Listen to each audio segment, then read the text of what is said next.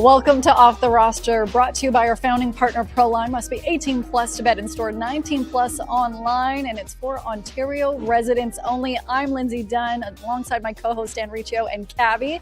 And if you are watching on YouTube or X, or you're listening online, thank you for joining us. But if you're listening, you probably don't know this, but I am in another location. So guys, I think we're going to play a game of like, where in the world is Lindsay today? I'm actually loving this game. I'm not at winter meetings. I still am in Orlando. I will be at winter meetings later this afternoon, but I'm actually at a golf tournament called Pro Rivals Open, which brings major players from different leagues. And I just want to name drop some people that are currently on the course. Vince Carter, Ray Allen, Josh Donaldson, Joe Carter, David Price, Tuukka Rask. The list goes on and on, but more importantly for me is former Blue Jay, three-time All-Star Whit Merrifield, who I co-host 6 Inning Stretch with. We're recording a bunch of podcasts this afternoon, so that is why I am here. But they're just all walking around golfing. I'm like, oh, hey, there's Vince Carter. There's Joe Carter and Ray Allen. It is wild.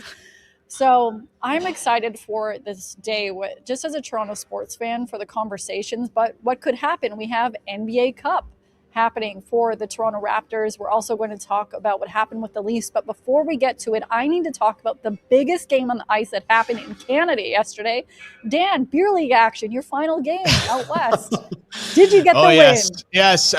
Yes, we got the win last night. But that's all you need to know about my beer league expeditions here in Vancouver. It's been a good few years, but I don't know if they're putting any jerseys up in the rafters for me, but we got a nice little win in the send-off game before I return to Toronto shortly. Happy for you. We're really happy for you. The best part of the game, though, was so we're getting ready to go out on the ice, and the game that was on before us finishes up, and it was a bunch of young kids, and they obviously just got the win, and they're all fired up in the room. They're making all kinds of noise, and they start their winning song, their victory song. And I'm like, okay, what's it going to be? Okay. And the beat drops for Katy Perry's California Girls.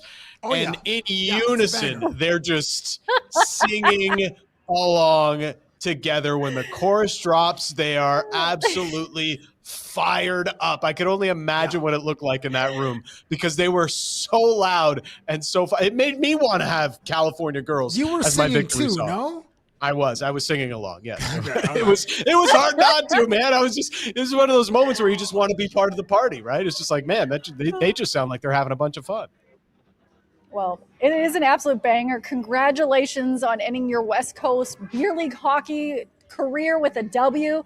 But when we talk about W's in hockey, huge moment for Dennis Hildeby, the rookie, getting his first NHL career shutout yesterday when the Leafs beat Tampa. And I love that the team posted this photo on social media yesterday of the Leafs goaltenders. Everyone's like, put this as our Christmas greeting. But the photo shows, look at it got all of the Leafs goaltenders, and the majority of the comments were, Stolar sighting, Stoli is alive. I couldn't stop laughing, but great. His performance, it was great. I love the photo. It's fun. Yeah. Big moment for him. But Dan, how impressed were you by his performance between the pipes? The Hildebeast living up to the nickname right now, and he gets his first NHL shutout. You love to see it, and the Leafs have absolutely needed it. What I love most about his performance last night is the first period, because the Leafs didn't really have it in that first, especially in the early going. They're turning a lot of pucks over in their own end, and Hildebeest having to come up big. He even gets a little help from his friend Troy Stetcher, clearing one off the goal line for one of those that he wasn't able to stop. But any way you get it done is the best way to get it done. And it allowed the Leafs to sort of weather the storm. And then Morgan Rielly scores this great goal against the run of play. The team has an incredible second period. They find themselves, close it out in the third. Little help from the post there. But what I love is he's brought this calming presence to a group that's absolutely needed it at this point of the season, especially when you're kind of feeling down of, oh man, another goalie injury. How are we going to get through this? But no, Hildeby steps in and does everything they've absolutely asked to help them get a couple of wins here. Dan, after the game, in the post-game interview, he said he's trying to be calm. That's like a thing that he's actively working on. And I was like, yeah, that's great. I mean, he looks so poised in the net. And And another thing that's also brought, I don't know if calm is the right word, but Craig Berube had kind of a mid-season reset. I suppose it calmed some guys. And so Max Domi was benched in a game against Washington, and then Dakota Joshua was benched in a game against Columbus. But since then, the Leafs have won 4 of the last 5 games. They're 4-0-1 since then. And it seems like it's working. So, like, guys are settled down. And last night was just a great, gritty team win. That's the second thing that I really appreciate, or that I noticed about this squad. Toronto played sound defensively. The players are buying into this coach's structure. Jake McCabe was everywhere. He was deflecting passes. He was disrupting passing lanes. He was physical. Toronto had an 8-4 advantage on the takeaways, and this is Toronto's fourth straight game allowing 1 goal or less. And the final thing that I took notice of Toronto is this: the depth presence. And I know we'll get into this in a little bit, but that, like, where the 2 of your top line stars, William Nylander and John Tavares, have only scored 1 goal in the last 5 games. It's starting with that 7-2 win over Pittsburgh. It's Toronto's depth that's been carrying a lot of the offensive load and being this current identity of the squad: fast, physical, bringing a lot of grit in the wins. So, and then this fight, Max Crozier versus Dakota Joshua. Listen, it was an energy boost for both squads early in the third period, but I just love how, like, guys had to step up after Gonzalez goes knee to knee with Mermis. Someone's got to pay. Mm-hmm. And I just love how that just energized the building, and Toronto hung on to, a tight, end up being a 2-0 win. But I got to salute the depth, the Toronto's depth over the last 5 games.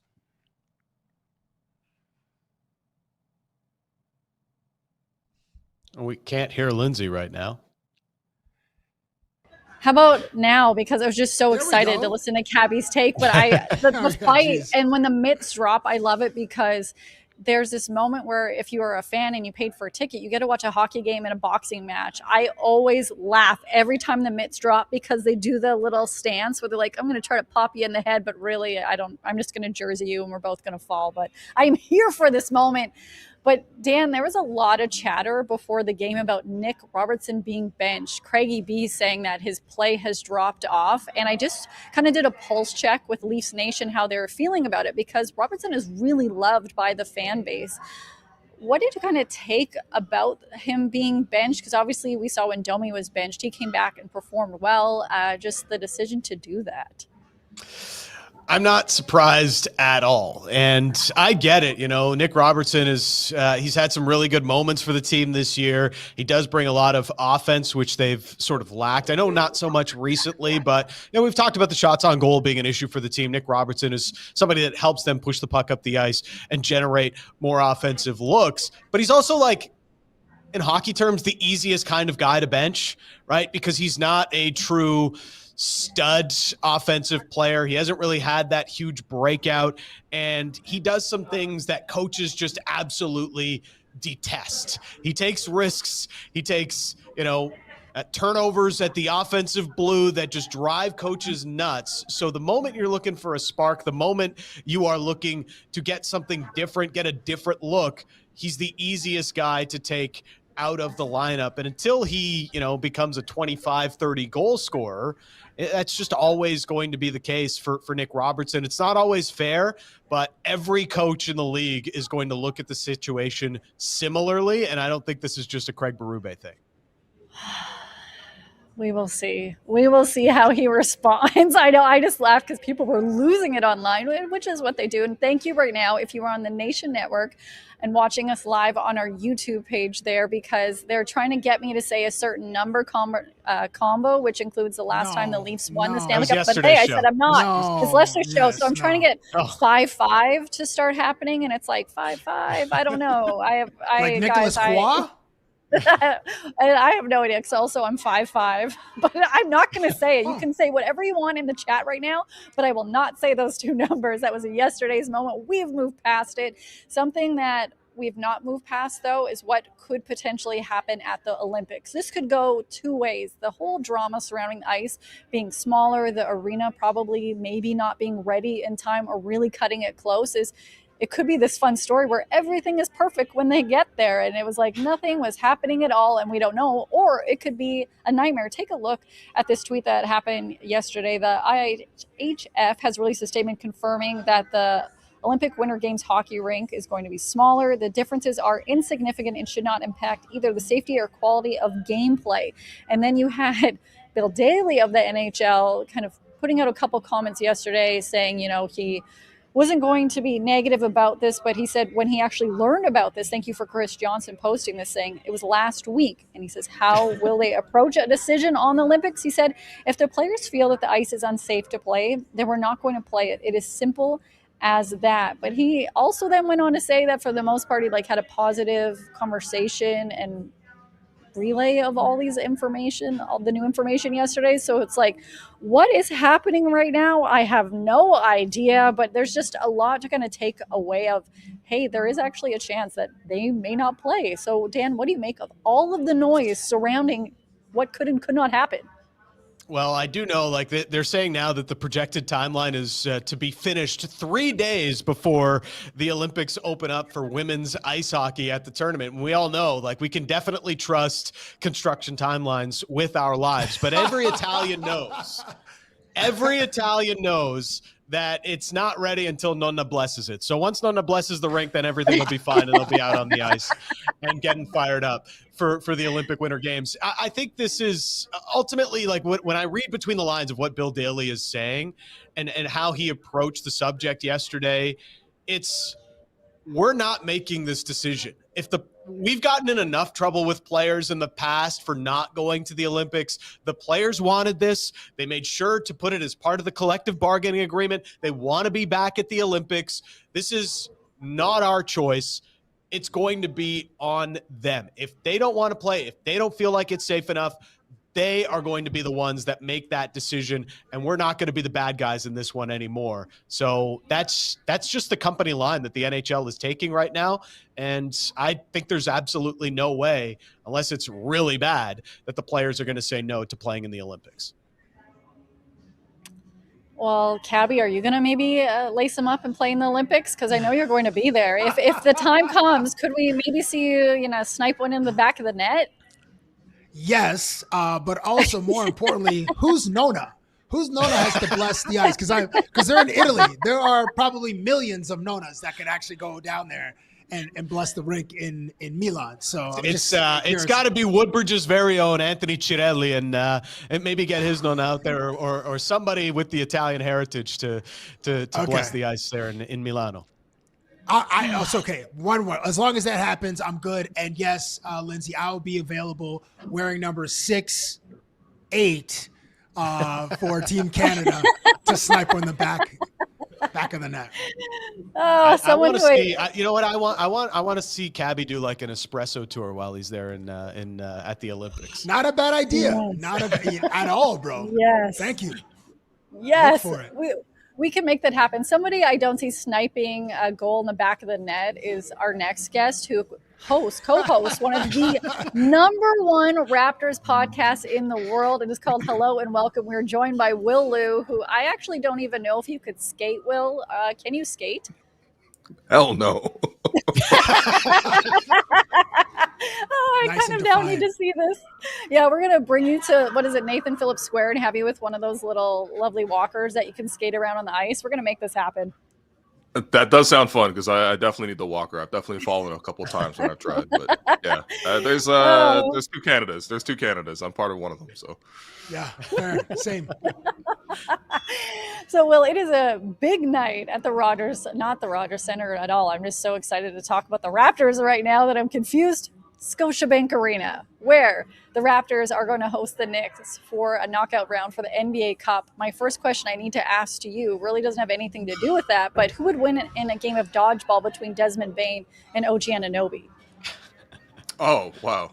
Honestly, OG really he should have caught it, right? That's what he said after that incident was I should have caught it because a real sense of humor on OG, as we know. He loves getting under people's skin. Remember the time he flipped Dennis Schroeder and then they became teammates in one of the most dysfunctional Raptors team in recent memory. So good times.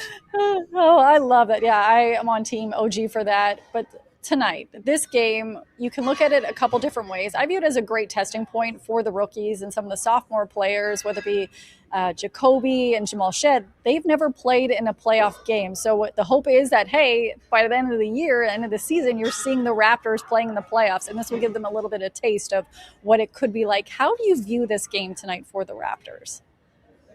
Yeah, I think this is, first off, this is like, without a doubt, like the most important Raptors game in like at least 3 seasons, maybe 4. I mean, basically the last time they played a game with this consequence was the play-in where it's basically one and done. And I know that's like a really sad statement, but the Raptors are in the middle of a rebuild, and they're hoping that this is the year that sort of takes them above a rebuild and gets them back into a more competitive picture. And for a young team, though, like they need this experience of like not only playing in a difficult game, but like opponents, very good opponents. Like the Knicks should really win the Eastern Conference when it's all said and done in the playoffs many months from now. But very good opponents, like game planning for what you want to do, taking away your strengths, forcing your secondary players to sort of make plays, sort of what we see in a playoff environment. And I think for the Raptors, like this is going to be a really good test. And honestly, like they've deserved this, right? Like they have earned their spot.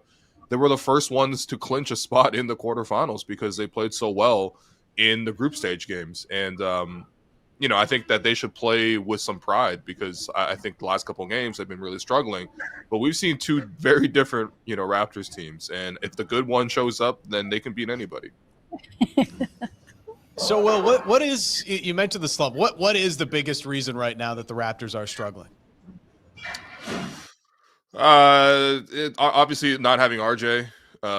And then not just that, but nobody really stepping up for RJ. I think that's a disappointing part. Like everyone says the same thing about RJ. You can run no plays for him and he's going to give you 20 points. Like you look at all the replacements that have played the minutes for RJ combined, they might not give you 20 points. And we're talking about 3-4 guys trying to do that job. So that coupled with the downstream effect of Brandon Ingram now having to do more and looking a little bit more tired and labored, that more than anything else, I think is the big thing. Like the Raptors plummeted to 30th on offense in the 8 games since RJ's been out. And unfortunately, RJ's not playing tonight either because it's just announced that he got PRP injections into his knee, and hopefully they're going to see in a week. But at the same time, they got to adjust. I mean, all due respect to RJ, but he's not an MVP candidate or anything like that. So, the rest of the team, there's a reason why half the team is shooting guards. Like they anticipate sort of changes at that position eventually. And you're hoping that one of the young guys that they've drafted and invested first-round picks into, and Grady Dick or Jacoby Walter, ultimately takes that spot and runs with it. Yeah, it kind of felt like Darko was calling out maybe Grady Dick and Jacoby Walter and CMB after the last loss. He was clearly fired up after the way that game ended. Did you feel like Darko was calling out some of those guys to try to get more out of them? Oh, Lindsay knows this, but Darko is one of the guys who will never call you out. He'll call you up, which is a genuine line that he said multiple times. His whole thing is he will never speak ill of players publicly, and the very few times that he will do that, he will use that line of I'm not calling you out, I'm calling you up.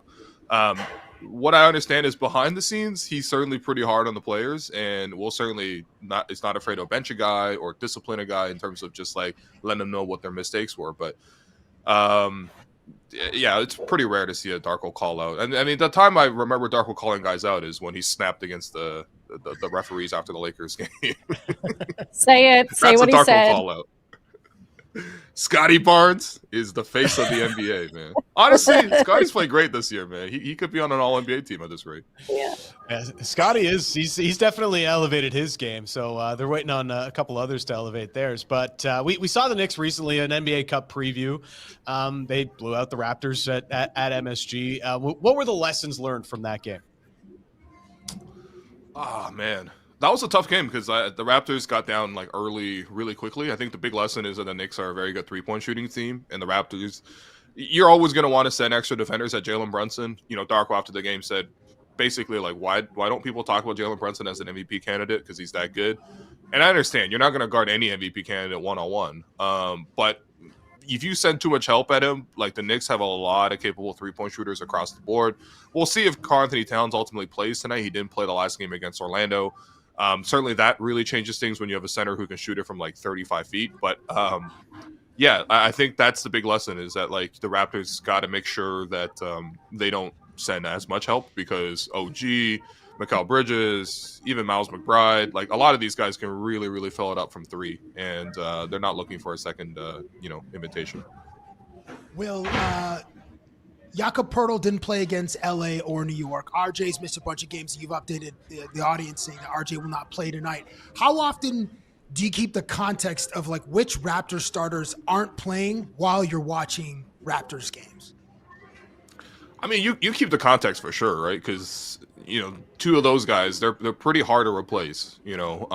Jakob because there's no other 7-footer on the roster, and RJ because his replacements aren't playing well. But I mean, at the same time, like this is normal. Like what's happening to the Raptors injury wise is like pretty standard across the board. I mean, you look at the NBA, there's you never really know if the stars are going to play. You know what I mean? Like, and sometimes it's for good reasons, sometimes it's not for good reasons. But on average, the Raptors are actually one of the healthier teams so far. So when the Raptors were fully healthy, that's when they went on that 13-14 run. That gives you confidence, right? When the team's together, they had a really good rhythm. They obviously played well off of each other. And then when they've been banged up, I think that's the opportunity that's not been taken by the young guys. And that's not that surprising. I think there's like two Raptors timelines. There's like the starters who are all like young vets who are in their prime and they're ready to win right now. But the second unit are still very much young guys. And most times you make a playoff run, you're not looking to do it with like a bunch of, sophomores or even third-year players, really. So you're going to have to live and die with some of those inconsistencies. But I don't know. I mean, for me personally, I would love to see them take the chance to take it because, you don't get opportunities like this all the time to play for a good team, to start for a good team. But what can you do? These guys are like 21, 22 years old, man. I don't know what we were doing at 21, 22. So. Yeah, fair enough. There are unexpected losses, and then they're like livable losses on the calendar. Yeah. So what do you make of the Toronto Raptors process as a team that has the ability to overcome huge deficits in any given game? Yeah, I mean, to borrow a Dwayne Casey line that he used to say all the time, the former Raptors coach, you just told on yourself. Like, I didn't like, for example, after the Raptors lost by 25 points at home to the Hornets, where Darko came out afterwards, he said, you know what, I'm proud of the guys. That they fought hard, they're tired, but they just didn't have it tonight because they played 5 games in 7 nights. Like, I'm sorry, but like, come on, man. Like most people in the world work 5 days and 7 nights. Okay, that's just like a standard work schedule. And I understand like professional sports is like more laborious, but the Hornets, by the way, were also 5 games and 7 nights, and they were shorthanded, and they lost their star halfway through the game in LaMelo Ball, and you lost by 25 at home to a team that only has 6 wins, right? So I think the next night when they played against the Celtics, they looked quote unquote tired again in the first half, but then they rip off, as you mentioned, this 30-8 run in the second half. That just tells me that there's another gear for this team to sort of tap into, and the whole goal is to sort of like play with that intensity for the whole game. That's the challenge, because if they did that the whole game, they probably would have won against the Celtics, and we would be feeling very confident going into a game like this against the Knicks. So it's for the team to actually tap in, and honestly, I think for Darko, it's like if some of your main guys are tired, it's understandable, right? But then you have backups that you might have to shuffle through. And Lindsay knows this. There's a lot of really hungry guys that have played really well for the Raptors 905. And I'm happy that guys like AJ Lawson and Elijah Martin got their chance to play in that Celtics game. They didn't look out of place. They were very energetic and they were very good on defense. Last question and thank you for the context there. Okay, so more context. I'm a father of 2. Maria Montessori is the famous Italian educator who's most notably attributed this phrase: progress is not linear. So who are you optimistic about on the Toronto Raptors as you've charted their progress this season? Ooh, that's a good one. I'm still very optimistic about Jacoby Walter. I know he's really struggled, and he's been one of the guys who has kind of really struggled to take over RJ's spot in the lineup. But I really do believe in his defensive ability. He's very disruptive. He causes a lot of turnovers, and then offensively, it's still a lot of jumpers, and he's not really one of those shooting guards that's like able to create their own shot whenever he wants to, but still a good shooter, able to shoot it from three, and then he has some athleticism around the basket. I think as the years go on, I'm curious to see if he gets stronger. But we've seen him have some pretty high highs on both ends of the floor. The thing is that they've been really inconsistent. That's a lot harder to live with when he's a starter versus when he's a bench guy. But I'm still very optimistic about him. So Nice. I know Us Jacoby's too. down right now, but maybe he has a good game tonight. What I'm optimistic about is everyone listening and joining right now that they already like and subscribe to your podcast, Hello and Welcome. If you don't, do yourself a favor, go subscribe and like and comment on Hello and Welcome. It is not only the #1 Raptors podcast in the world, it's the best. And that's coming from me, who is not getting paid to say that. I genuinely love those guys. They're so much fun. And we have a lot of people right now wanting to ask you some questions on YouTube, Will, so you have no choice but to answer these. If you are listening, head over to the Nation Network's YouTube page, and we are live right now. The first question is from Brian, who wants to know, what are your thoughts on the AD rumor trades that he potentially could become a Raptor? Oh, that was spicy. That was spicy. You wake up in the morning, Shams is like, here's a fresh set of rumors. And I mean, you know Dallas is going to like tear it down eventually, right? Like that team, I mean, it's a mess really. But yeah, I mean, this is kind of what the Raptors do, right? They're like, oh, you're telling me there's an all NBA level player, but he's a little injured and his value is a little bit low right now. Maybe I'll make a call. Like, that's what they did with Kawhi. That's what they did with Brandon Ingram. And for the future of the franchise, I think long-term wise, like AD, like, obviously he's like 32, I think. And like, he probably will start to go a little bit more down, but he's still a very good player, man. Like Anthony Davis is a very good player.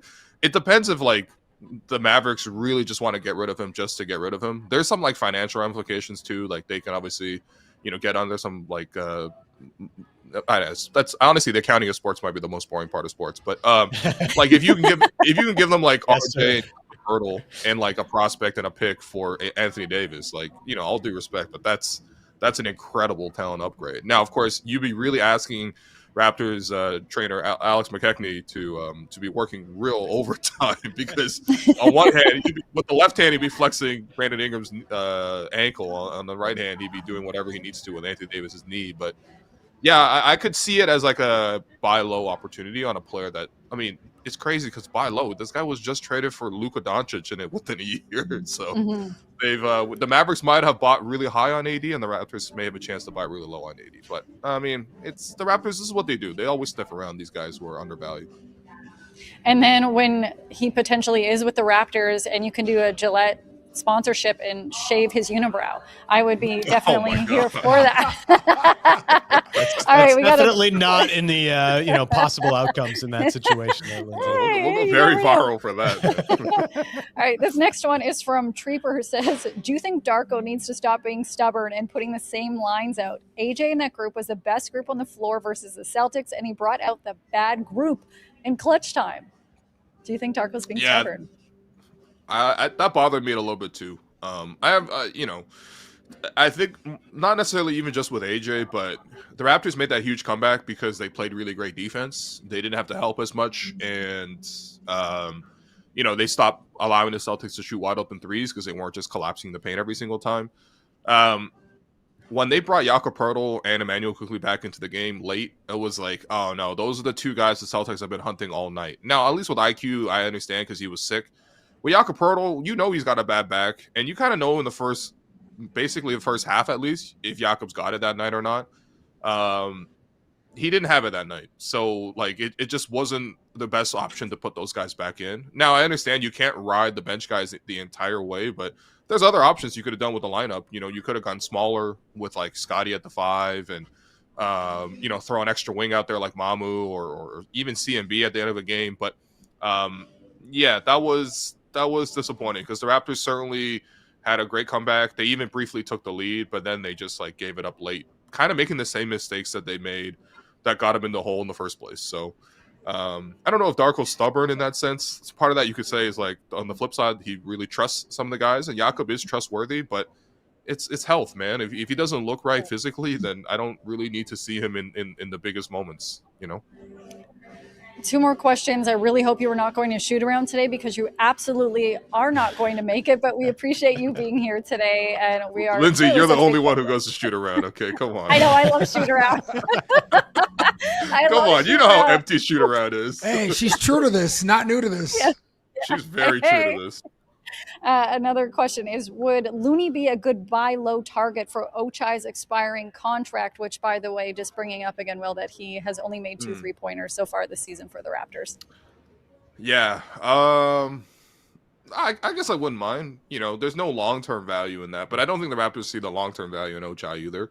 Again, like, you know, I think Bobby's hand is like pretty much tipped. Like, how many shooting guards can you really have? You know what I mean? And if you look at even the two-way guys on the roster, they're also 2 guards. Like, Elijah's going to be a 2 guard in this league. AJ obviously is a 2 guard. So yeah, I mean, I think for Ochai, he certainly has value, and I'm actually happy for him that he's able to demonstrate that. This is a contract year for him.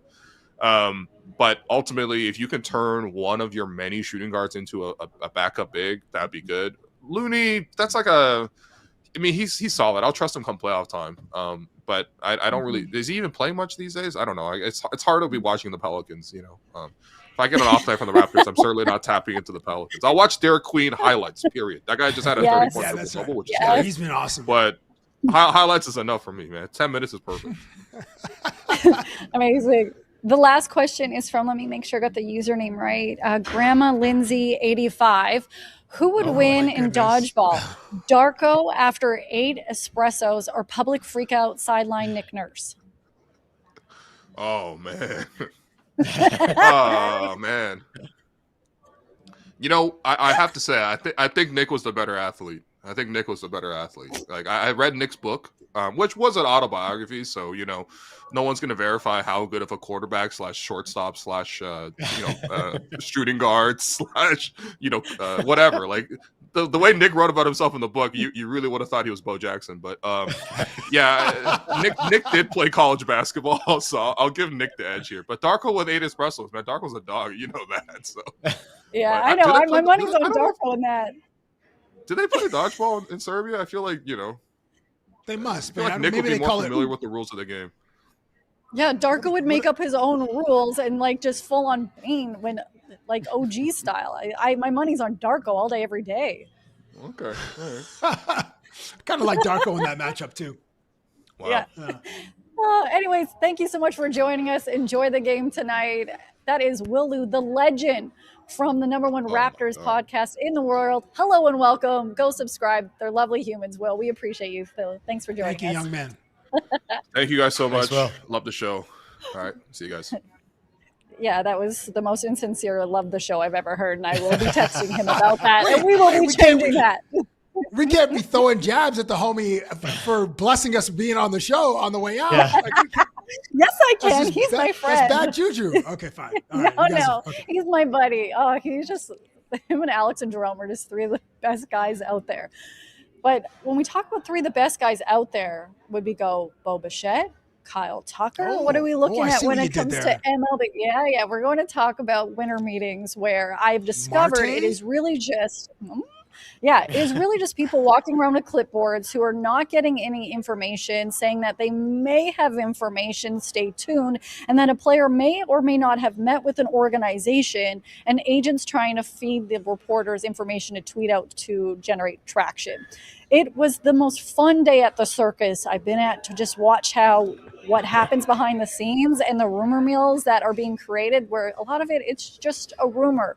But guys, what we do know is we heard from Ross Atkins, the Blue Jays GM, and out of that, it's created some conversation. The first thing that we will bring up is actually about Jose Berrios, who was, you could say, benched before the playoffs even happened. He was put to becoming a bullpen pitcher. And this is what Mitch Bannon, fantastic reporter from The Athletic, said, that Berrios, who's removed from rotation and was not with the Jays during the World Series, and this is what Atkins said. He said he was disappointed that he wasn't in our rotation. He handled it well.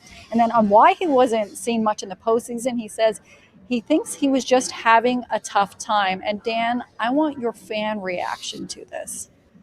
So if I'm a Blue Jays fan, and I am, I hate reading that. Like, it's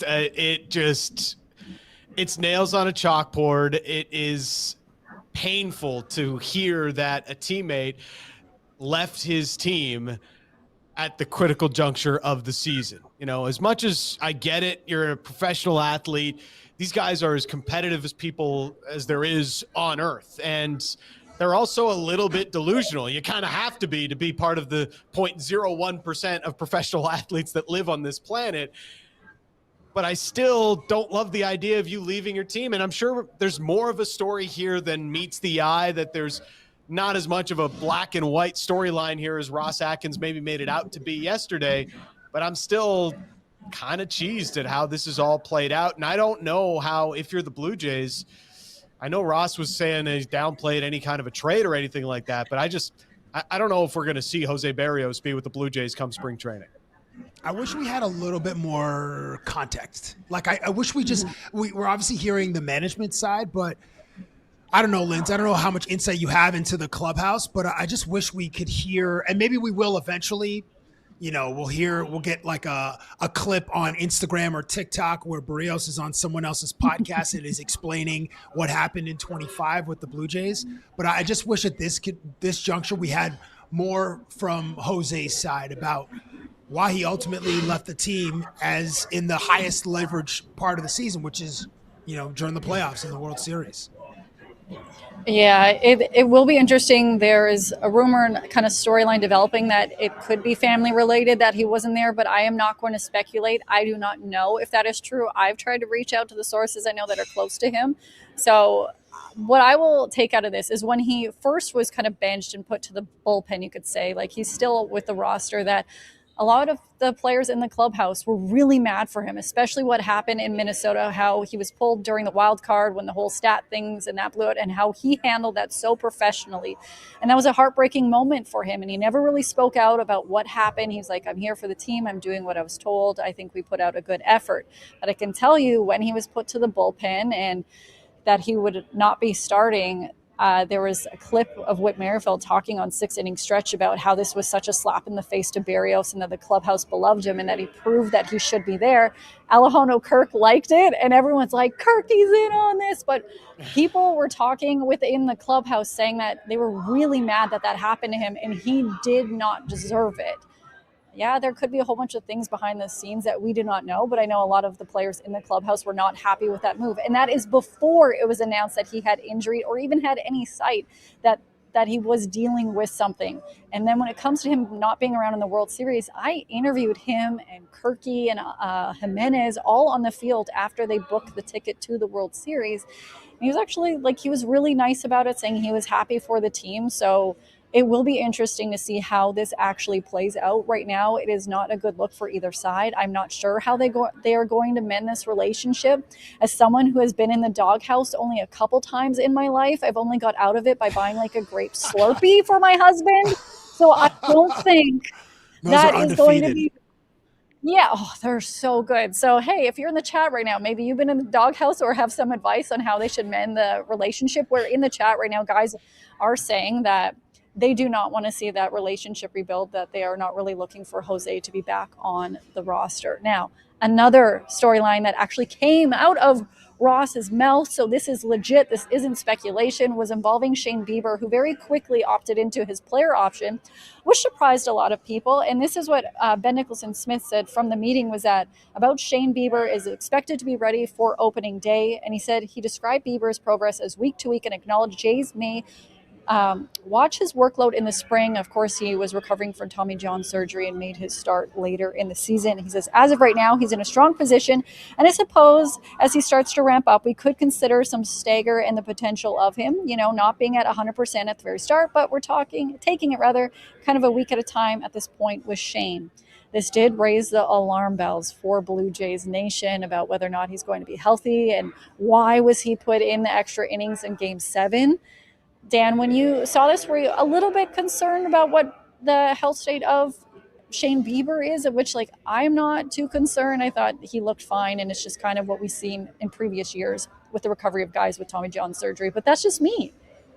Yeah, I'm still like, I can't help it, right? It's just one of those things. You hear health concerns going into spring training, and we're still a couple of months away from spring training. It's like, well, what's going on here? And not feeling the best about it. The confidence taking a bit of a hit on Shane Bieber after, I was over the moon to see him take that option that he took to stay with the Blue Jays. But there's clearly a reason why he locked into that early. They do have a lot of options in the rotation right now. That's part of the Berrios conversation. And that's part of this Shane Bieber conversation. So they do have options there. I just, I'd love for everybody to just be absolutely peak health when they start the season in April. Oh, for sure. Yeah.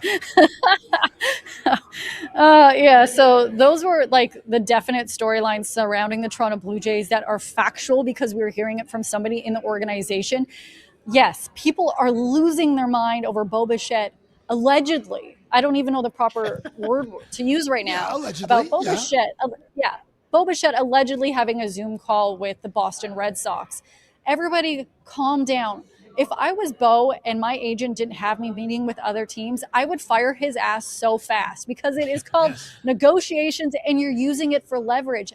Bo should be meeting with every other team. It is in his best interest to see what could be offered for him. How do other teams view his value when, yes, if he has said over and over again, he wants to come back with the Toronto Blue Jays, leverage that into maybe a juicier contract or certain things that maybe he didn't even think of. But everybody calm down right now that it's normal for a player in free agency and especially of a player of that caliber to be meeting with other teams.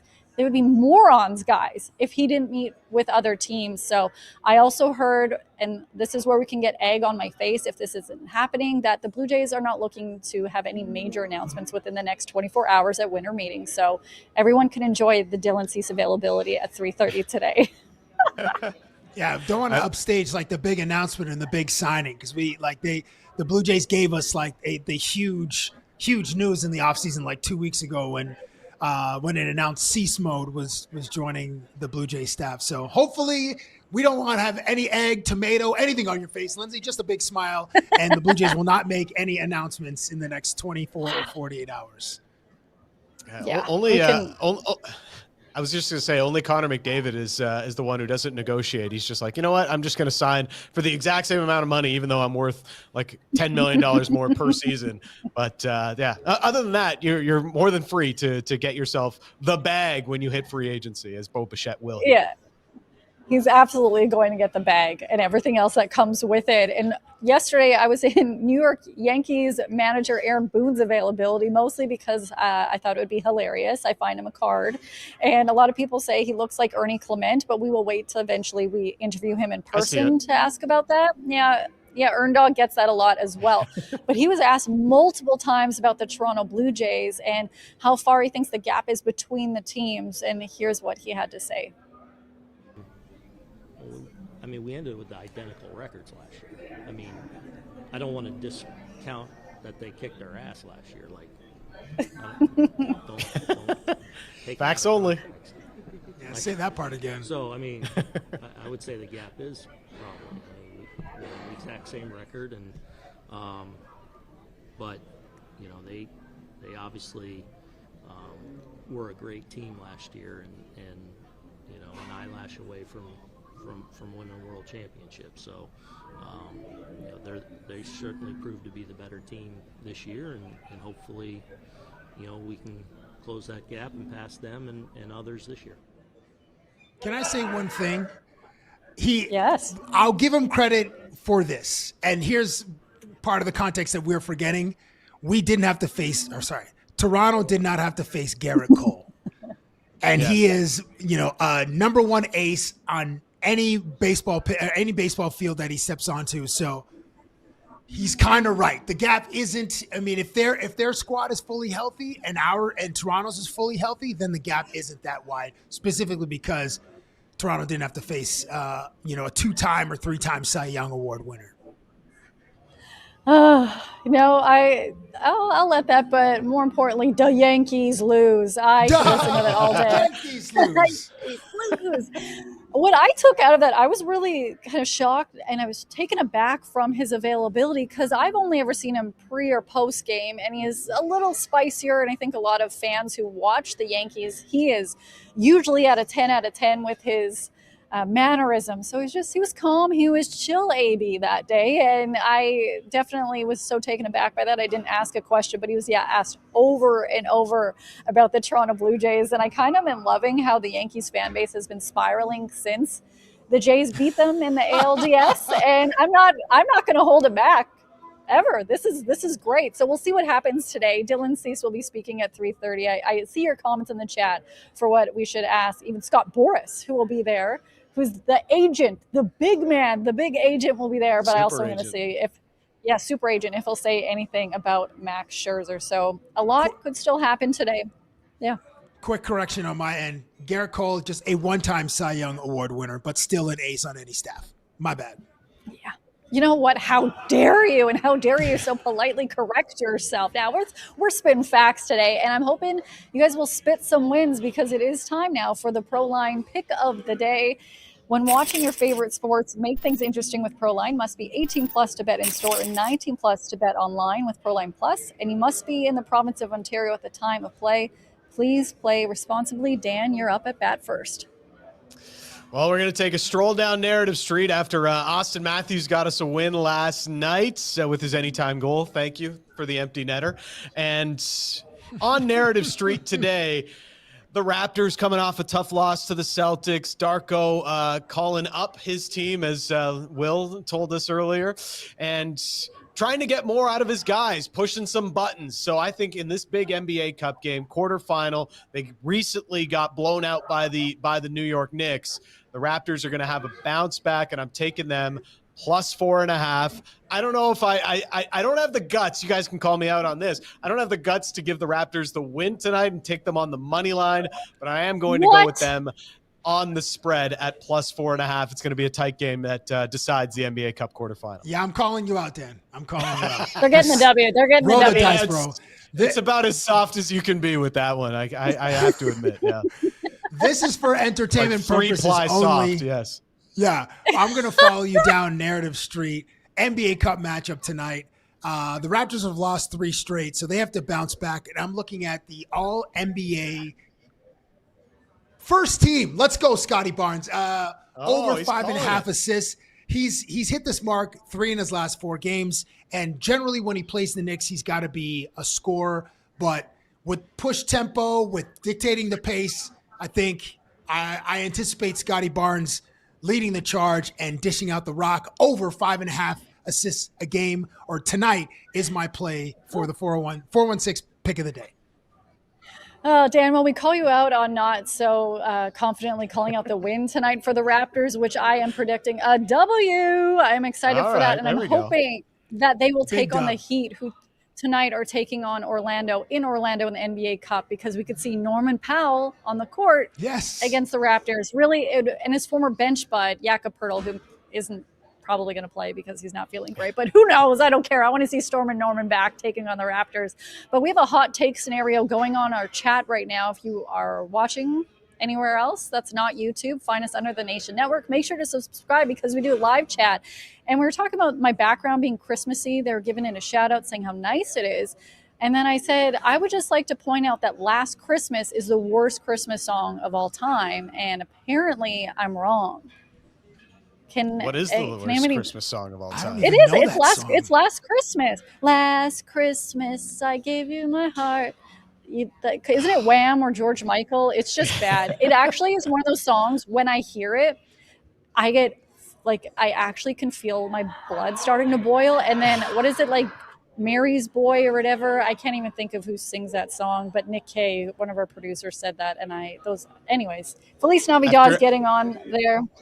After spending my teenage years stocking the shelves at Fab's No Frills in Woodbridge, I am I've blocked out all the possible Christmas songs you could imagine, because you get to like November 15th and the track at the grocery store just immediately flips over to nonstop Christmas music. And for anybody working there, it can be torture to have to listen to that many holiday songs. Yeah, I can see that. But a song that is not torture is Ricky Martin's "I, It's Christmas." That's right. I can reference a Ricky Martin Lindsay. shout out all day, every Who day. even knew that he had that song? You're the only one who knows. I did. You and Ricky Martin are the only ones that know that song exists. Seriously. And it was he had a whole Christmas special. It was released on VHS, showing my grandma Lindsay age, because I absolutely got it for Christmas one year. It's so good. I'm going to send you guys in the group chat, which our group chat was lit up yesterday, because for fantasy football, I needed a win by the Chargers, and they just squeaked it out. Which particular any specific player though? Oh, well, the player overall, yeah, like I needed QB to give me a little bit more love, but I was saying like Jalen Hurts, who I adore, turned the ball over twice in a play, which has, I guess, never happened before. Yeah. Didn't he have 3 interceptions last night? Oh, something like that? It was. How do you turn the ball over twice on the same play? It's absolutely insane. I think he got -4 points for a lot of fantasy players last night on that one play. Actually, it may have been 4 interceptions, because he threw one right at the end of the game, and that's what ended the game. That's how the Chargers got to walk off the field with a W. It was one of the most underwhelming games of this season. Just 9 field goals was just awful. And Lindsay, we need to refresh your algorithm. We need to log you out of your account, maybe start a new account, and then have the algorithm, whether it's TikTok or Spotify, relearn some new music, because your catalog just needs a refresh. It actually needs to be. We need to enter your catalog into the 21st century, or 21st century, because Ricky Martin Christmas, Golden Girls, Wham, George Michael. I do not like Wham or George Michael's Last Christmas. Don't even put that out there. Which, fun fact, that is OG Ananobi's favorite Christmas song, and it is the only fault in him is that. Well, I asked him this obviously and it was funny. It was last time he was with the Raptors. They were in Orlando. They were here for like 5 days, and it was around this time. I'm like, hey, OG, what do you think is a banger Christmas song? And when he said that, I wanted to throw a ball at his face like Desmond Bain. It's just like, that's how much. Are you sure? You don't want to like dance with him? Like, I love that song too. I have it on my phone right here. And then you guys, a little serenade, little duet. No. I Cynthia wouldn't duet Erivo that song and with Ariana anyone. Grande. Oh no, I still would hate that song. It is, and they also made a movie about it, kind of loosely based on the song title, and it does make me want to punch myself in the face, which I don't feel like doing often. So if you guys want to get me heated, let's bring up the song again. But I'm going to move to now talking about something that got the group chat pretty heated, because it involves the Colts. And Cabby, I'm actually going to let you kind of talk about the scenario of what is happening in Colts land. This is ridiculous. So Shefty tweets, while the Colts need to work out Phillip Rivers to see what type of shape he's in, the former quarterback, who is now a grandfather, also needs to figure out whether he's willing to play per source. For now, he's clearly intrigued enough to fly to Indianapolis. Bro is 44. This is not Tom Brady. In fact, it would actually behoove if the Colts could throw $40 million at Tom Brady. That's the quarterback you go get for this short-term solution, as the Colts are reeling as Daniel Jones and Anthony Richardson and I can't even remember who I was watching on Sunday throwing the rock, not to Tyler Warren and not to friggin' Josh Downs, who I had a little light sprinkle on. Riley something, I can't remember. But this is Riley insane. Leonard? Is it Riley? I was going to say Ryan Leonard, but Riley Leonard. He plays for the Washington Capitals. So yes, it's insane. It's inconceivable that Phillip Rivers, who has more children than Father Abraham had many sons, he's got an entire ark. Noah's Ark of children, that you're going to pull this guy. He could have a whole starting offense around him as the quarterback with his children. That's what. You want to throw in some extras on defense. He's now got some grandkids that he could put on the defensive side of the ball too. You know that there are guys who were cut in NFL training camps in August who are killing their agents with either text or phone calls. Like, bro, get me to Indianapolis. I'll go work out for free. Can Nathan Rourke get a call. You know, what CFL's own Nathan Rourke. It's just mind-boggling that this is clearly a last resort option for the Colts, who mortgaged some of their future to go out and get Sauce Gardner. I think they gave up 1 or 2 first-round picks for Sauce, who was an elite All-Pro cornerback. But yeah, this is clearly like code ultra red for this organization if they're calling Philip bleeping Rivers to come help them in the month of December, like to limp into the playoffs and see what they can do with. I mean, obviously it's not Anthony Richardson, and Daniel Jones has an Achilles injury, not a tear, but this is sad.